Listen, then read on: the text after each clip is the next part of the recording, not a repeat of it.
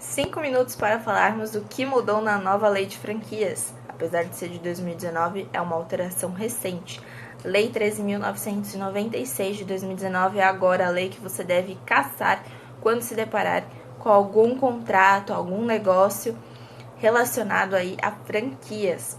Então, qual foi o objetivo dessa lei? Tornar mais claro, mais objetivo, primar pela boa-fé do chamado COF, vou chamar de COF, que é o Circular de Oferta de Franquias, que é como aquele documento na franquia que disciplina todas as regras, todas as condições, né? Bem caráter informativo. Então, priorizou essa nova lei que nessas regrinhas elas sejam mais claras possíveis, tá? E aí, o que deve prever esse COF, né? A questão de sucessão, de penalidades, de multas, de limitações de concorrência, condições mínimas de renovação, cotas mínimas para compra, enfim, todos esses detalhes têm que estar previstos no circular de oferta de franquia. E aí pretendeu a nova lei esclarecer alguns pontos que causavam muitas controvérsias judiciais. E aí, por exemplo, no caso de sublocação do ponto comercial, muito se discutia a questão do valor que o franqueado pagava ao franqueador, no caso de sublocação. E aí, se esse valor que o franqueado pagava ao franqueador, se ele podia ser maior do que o próprio franqueador pagava ao proprietário do imóvel.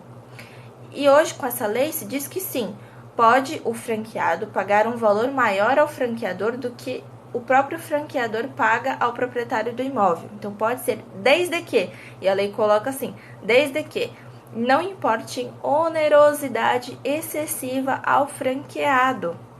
Mas veja, se o objetivo era trazer soluções de controvérsias judiciais, me parece que isso vai ser uma nova.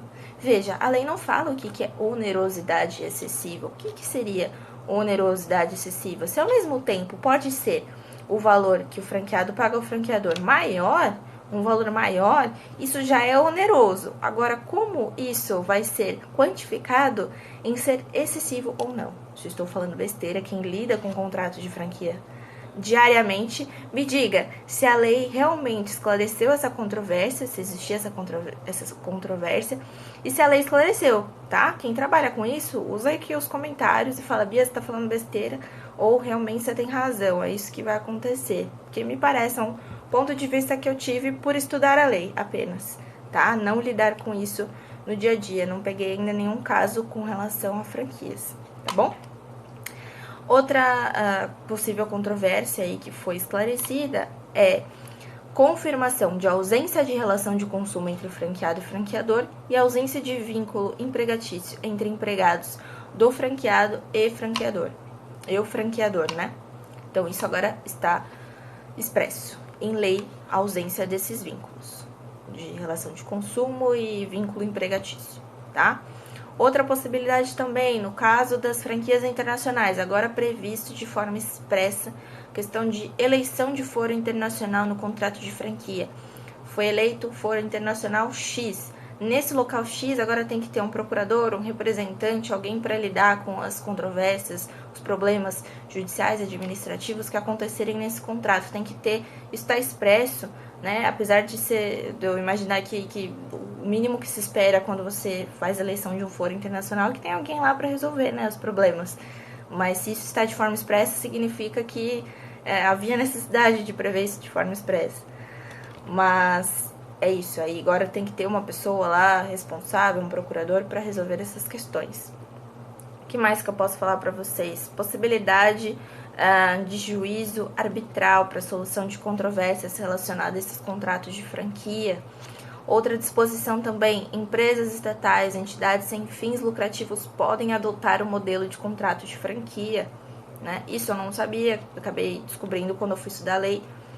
Então, interessante, ponto bacana. O que mais aqui que eu posso falar para vocês?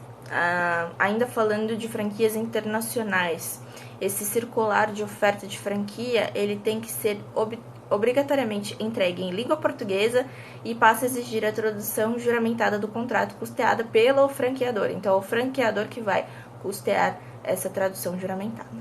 É isso. 5 minutos.